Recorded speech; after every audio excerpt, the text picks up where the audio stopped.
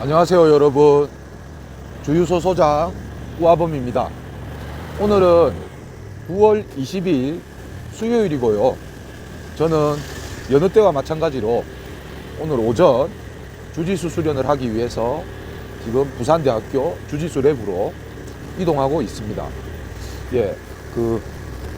여러분, 내일이 우리 둘째 송아의 기 빠진 날입니다. 생일입니다. 이제 올해가 김송아 이제 7살이고요. 내년이 이제 초등학교에 들어가는데, 진짜로 지금 현재 저는 이제 방송에서 어쩔 수 없이 이 건우가 유도를 좋아하고 또 유도를 나이 또래에 비해서는 좀 잘하고 있고, 그다음 저와 또 방학을 맞아서 또 주짓수 수련을 가고, 또 남자아이다 보니까 아무래도 아빠인 저와 조금 같이 다니고 하는 횟수가 많아서 본의 아니게 방송에 여러분들에게 이제 많이 소개가 되었는데요. 그래서 지금 어디 유도 대회장이나 이런 행사장에 가면 물론 이제 저를 알아봐 주시는 분들도 있지만, 또 한 번씩은 보면 건우한테 유튜브 스타 또는 인스타 스타 이러면서 이제 또 아는 척을 해주시는 또 분들이 계시더라고요. 그래서 이제 송아 둘째에 대한 또 우리 역사 히스토리를 한번 오늘 이 시간에 우리 사랑하는 우리 딸의 생일을 맞아서 한번 그냥 제가 생각나는 거 몇 가지 한번 이야기해 보도록 하겠습니다. 건우는 제가 결혼을 하고 제가 다소 그 당시에 다소 조금 늦은 나이에 제가 장가를 간 편이라고 저는 생각하거든요. 36에 제가 장가를 갔습니다.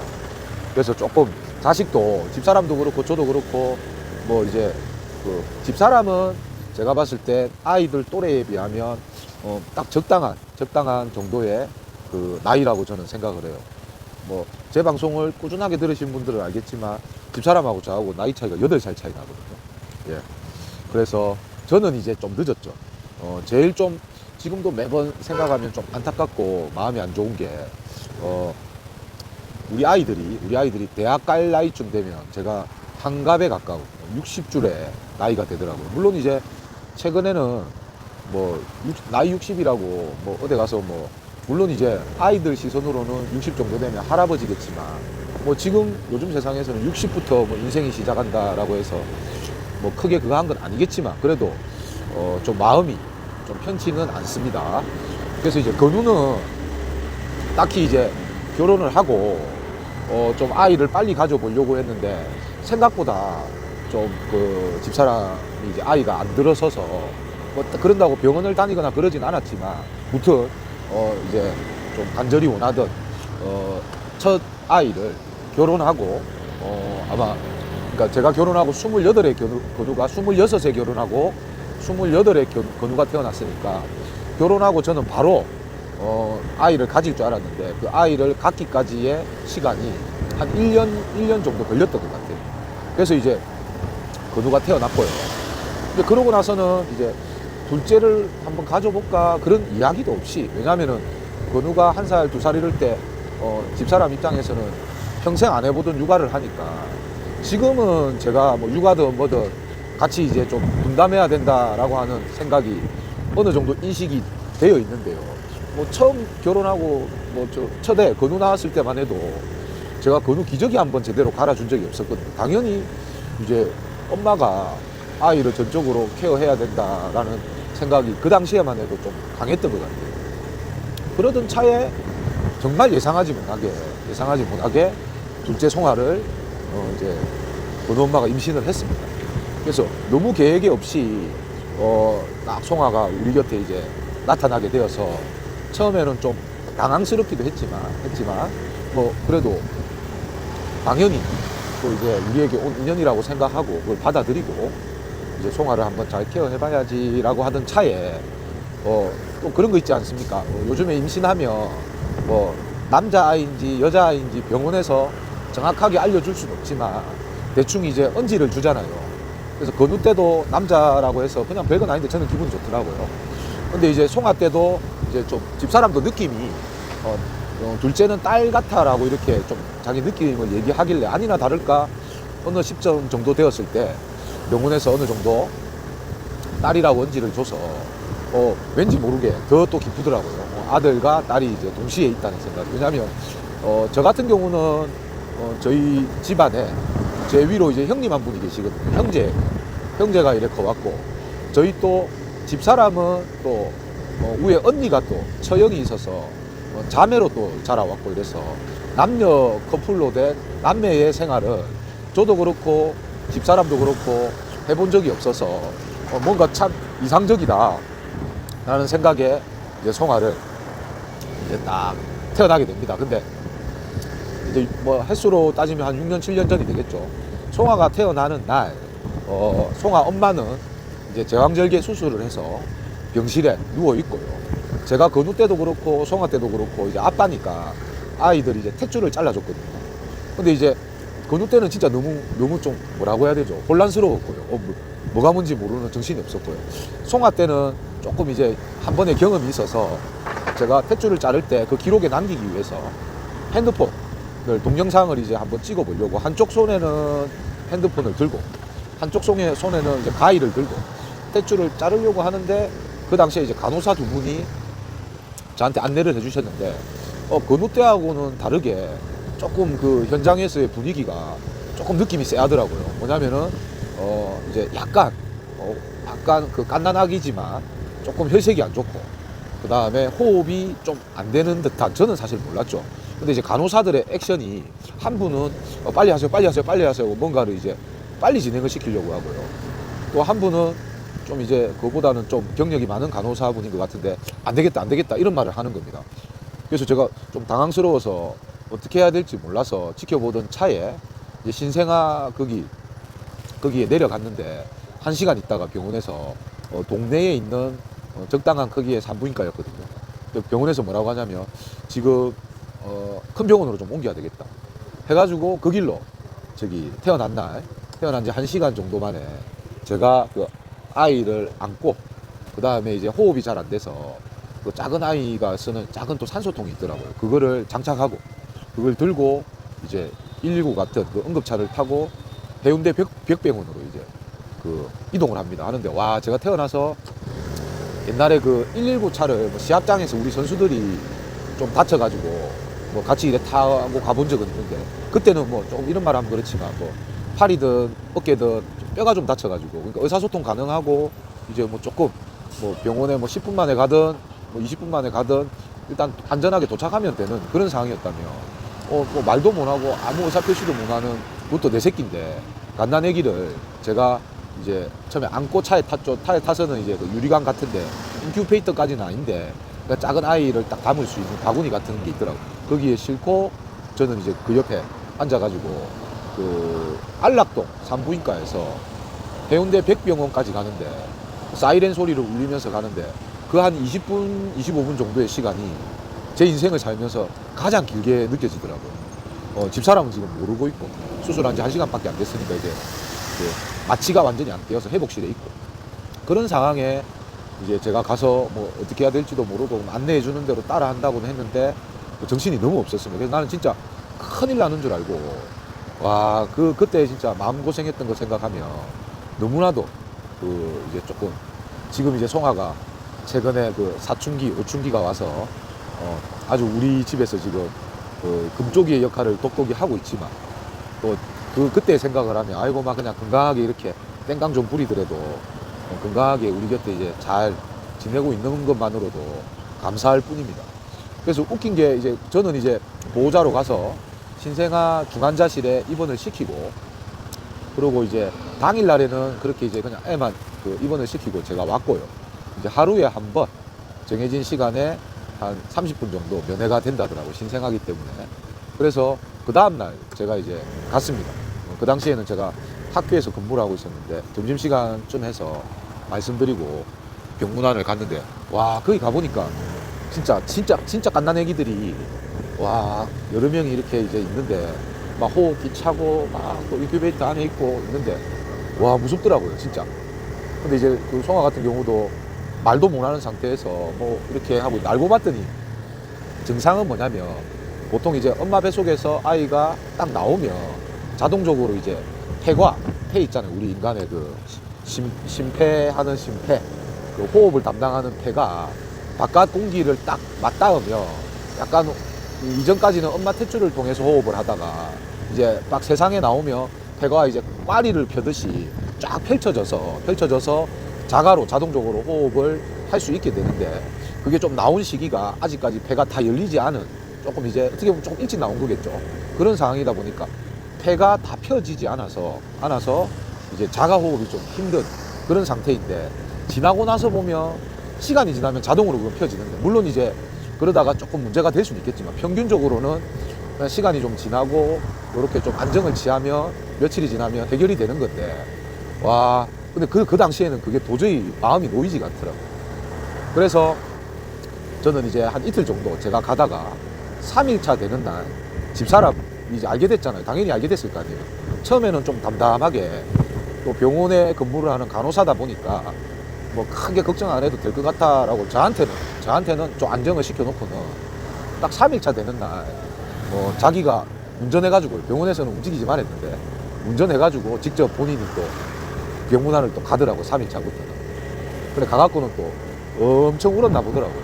예. 그래가지고 뭐 한 일주일 좀 넘게 병원에 있다가 뭐 나중에 퇴원해가지고는 그 뒤로부터는 뭐 그 부분에 대해서 뭐 호흡과 폐에 대해서는 뭐 한 번씩 막 과음 지르고 땡깡 부르는 거 보면 심폐 능력은 뭐 저보다도 더 뛰어난 것 같습니다. 와 울어서 막 호흡이 막 끊어질 것 같이 과음 지르고 울고 땡깡 부리는 거 보면 그때의 문제점들은 완전히 제가 봤을 때 해소가 되었다 라고 생각하고요. 아무튼 이제 송아는 이제 그 태어나는 날 그런 추억이 지금도 벌써 이제 6년 7년이라는 시간이 지났음에도 불구하고 계속 이제 생생하게 저한테는 이제 기억이 있고요. 그리고 이제 송아가 방송에서 한 번씩 제가 여러 번 말씀드리는데 최근에 우리 집에서 좀 뜨거운 감자거든요. 예. 그러니까 한 번씩 조금 이유 없이 좀 땡깡을 부리든지 하면 어린 나이에 다 그럴 수 있는데 이제 이게 여러 가지 이제 원인을 한번 우리가 살펴볼 수 있잖아요. 크게 저는 한 2가지 원인이 있다고 보는데요. 첫 번째는 이거는 저희 집사람도 저한테 한 번씩 좀 이야기하는 건데, 저의 책임이 좀 큰 것 같습니다. 왜냐하면은 제가 보기보다 좀 마음도 여리고 또 좀 그런 부분이 있어서, 집사람은 좀 아이들 교육관에 있어서 되는 거는 되지만 안 되는 거는 절대 안 되는 좀 확실한 그런 기준이 있거든요. 근데 저는 사실 이제 집사람이 일주일 동안 그렇게 아이들을 잘 교육을 시켜 놓으면 주말에 집사람이 일 가고 저 혼자 토일 정도 이제 애들하고만 제가 독방 육아를 할 때, 지금이 아니고 어릴 때부터 그런 이제 패턴의 생활을 하다 보니까, 그럴 때는 이제 제가 좀 편하자고, 왜냐하면 사실 뭐 엄마도 없는데 너가 그냥 하고 싶은 대로 대충 그래 재밌게 하면 되지, 이런 마음으로 제가 좀 편하자고, 좀 감방하고, 또 평상시 엄마가 있을 때는 허락하지 않았던 여러 가지 것들을 제가 마음껏 좀 하게 해주고, 이런 것들이 아이들이 그 어느 선까지 해야 되고 어느 선까지는 하면 안 된다라고 하는 기준이 이제 좀 제대로 정립되지 못한 저의 원인이 있다고 보고요. 저 인정합니다. 인정하는데 그게 벌써 또 습관이 되어서 하루아침에 제가 또 그거를 또 바꾸지를 못하겠더라고요. 그래서 지금은 어떤 마음이냐면, 오히려 엄마가 어떤 부분에서 좀 엄하게 한다면 아빠는 또 조금 따뜻하게 좀 그런 부분을 또 챙겨줘야 되지 않겠느냐라고 하는 마음으로 이렇게 생각하고 있습니다. 그 저의 잘못도 있고요. 두 번째는 이제 보니까 건우가 좀 어릴 때부터 뭐 운동 아니더라도 여러 부분에 조금 총명하고 좀 같은 나이 또래보다 좀 성숙하고, 더군다나 운동을 하면서부터는 나가는 대회마다 메달을 따고 잘한다 칭찬을 받고, 주위에 어디 가든지, 지금도 마찬가지입니다. 지금도 저희 가족들 뭐 친척들을 만나러 가든 또는 제 주위의 사람을 만나러 가든 저희 가족 4명이 총출동하며 하나같이 모든 분들이 건우 칭찬만 하고 건우 이야기만 하고 건우만 좀 이렇게 해주지, 관심을 주지. 일단 송아는 약간 뒷전이거든요. 지금도 그래요. 근데 그게 이제 어린 시절부터 송아가 뭣도 모르고 그런갑다 하다가 자기도 어느 정도 사고가 생기고 자기도 어느 정도 이제 자기 본인이 생각할 수 있는 그런 이제 나이가 되니까 그런 것들이 조금 이제 서운하고 또 조금 속상하고 있는데, 그것 때문에 자기가 화를 내고 속상하다 그러면 자기도 창피하잖아요. 그러니까 이제 자기가 관심 받기 위해서 조금 억지를 부리고, 또 특히나 오빠하고의 어떤 관계에 있어서는 물건이 되든 좀 먹는 거가 되든 이런 부분에서는 좀 집에서는 지지 않으려고 하는 그런 모습들이 많거든요. 그래서 이제 그러고 보면은 또 송아 입장에서는 충분히 또 그럴 수 있겠다라는 또 생각이 좀 들더라고요. 그래서 저는 이제 최근에 저희 부모님을 만나며 이제 아까도 말씀드렸다시피 보자마자 건우야 요즘 운동 잘하고 있나? 건우야 또 시합이 언제야? 이렇게 시작을 하시려고 하면 제가 송아를 딱 가리키면서 눈짓을 줍니다. 그렇게 하지 마라. 그러면 이제 저희 부모님들도 이제 제가 왜 그러는지 알고 일부러 더 송아에게 관심을 보이고 유치원 잘 다니고 있느냐. 근데 사실 또 냉정하게 좀 송아에 대해서 칭찬할래도 크게 뭐 너무 현재로서는 평범하기 때문에 딱히 이제 그런 게 없거든요. 칭찬할 만한 내용이. 그럼에도 불구하고 이제 송아한테 많은 관심을 좀 주려고 하고 이렇게 하면 좀 그 자리에서 그 순간만큼은 또 이제 별 문제 없이 또 시간이 잘 지나가는 그런 경험이 있거든요. 그래서 여러분들도 제가 부탁을 좀 드리자면 뭐 체육관에서든 유도관에서든 아니면 시합장에서든 건우와 송아가 같이 있는 모습을 본다면 이제 건우는 뭐 이런 부분들까지 저하고 얘기 다 합니다. 건우도 사실 송아 때문에 본의 아니게 조금 피해보는 부분들이 있거든요. 지도 이제 조금 송아에 대해서 불만 이런 것들을 이야기하며 제가 지금 여러분들에게 설명했던 그러한 이유를 건우한테 설명을 제가 해주면 어떤 부분은 건우도 이제 좀 공감을 하고 받아들이고요. 어떤 부분은 그래도 자기는 이제 송아의 저런 너무 이기적인 모습이 자기는 너무 싫다 뭐 이렇게 표현을 하기도 하거든요. 그래서 건우는 뭐 아는 척을 하든 오히려 최근에 너무 이제 스타가 되다 보니까 가는 곳마다 너무 사람들이 많이 아는 척을 해서 오히려 좀 부담스러워하는 그런 모습도 있거든요. 그래서 오히려 건우는 여러분 그냥 그냥 건우야 하고 한번 끝내면 되고요. 오히려 그냥 칭찬할 일이 있다면 송아에게 좀 관심을 보여주시면 저는 너무너무 고맙겠습니다. 부탁드리겠습니다. 그리고 이제 며칠 전에 또 제가 본의 아니게 한 가지의 또 사연이 있었는데 제가 핸드폰으로 오는 전화 중에 이제 특정한 핸드폰 번호가 떠서 제가 이걸 받으려고 할 때 딱 핸드폰을 샌드 버튼을 통화 버튼을 누르면 이런 문구가 나올 때가 있거든요. 뭐냐면 네이버에서 연결해 드리겠습니다. 이거는 뭐냐면 저의 핸드폰으로 전화를 한 게 아니고요. 저희 체육관으로 이제 전화를 했을 때 제 핸드폰 연결될 때 네이버를 통해서 연결이 되면은 그런 안내 문구가 뜨더라고요. 그래서 저는 그 문구가 뜨면 100% 체육관은 입관 상담이구나 라고 해서 바로 제가 받자마자 뭐라냐면 우아유도관입니다 이렇게 얘기를 합니다. 그런 전화가 한 통 왔었는데 이제 그분이 하시는 말씀이 거기 유도관이죠 이랬더니 저한테 하는 말이 혹시 거기에 사람을 조금 제압하거나 못 움직이게 이렇게 조금 하는 기술들을 배울 수 있을까요? 물어보더라고요. 보통 이제 그렇게 구체적으로 물어보는 분들이 없는데 그래서 제가 왜 그러시냐요? 물어보니까 그 사람이 이제 말을 하는데 유도관을 꾸준하게 다니겠다는 게 아니고요. 뭐 1회성, 2회성으로 특강 형태로 1대1로 저한테 사람을 좀 넘어뜨려서 한 20분 정도 동안 제압을 해서 움직이지 못하게 하는 그러한 좀 기술 내지는 유도 관련된 그런 내용을 조금 배우고 싶습니다. 근데 그 이유인 즉슨 자기 친동생이 본인보다 좀 덩치가 있고 그 다음에 좀 자폐가 있는데 옛날에는 그러지 않았는데 최근에는 자기가 하려고 하는 어떤 일에 대해서 이제 뭐가 이루어지지 않으면 약간 이제 조금 이제 행패라 그럴까요?